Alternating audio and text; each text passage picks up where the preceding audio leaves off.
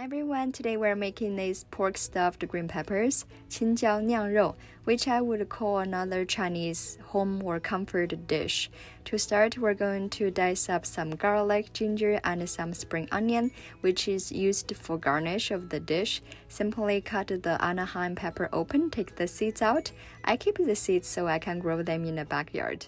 Now quickly transfer the ground sausage meat in the bowl, adding the ingredients I listed here. If you use regular ground meat, you will need to add in salt accordingly. The egg was from my chicken, by the way. They do a fantastic job. Now mix the meat in one direction until it becomes pasty. To make the sauce, quickly adding light soy sauce, sugar, cornstarch, and water to mix. Quickly heat up some cooking oil in the pan and stuff the marinated meat inside the peppers. Make sure they are fully covered. Before we place them with the meat set down in the pan, cook for a few minutes on medium heat until both sides turn golden brown like that. Adding the sauce to simmer for 5 minutes on medium heat as well. Garnish with some spring onion. There you have it.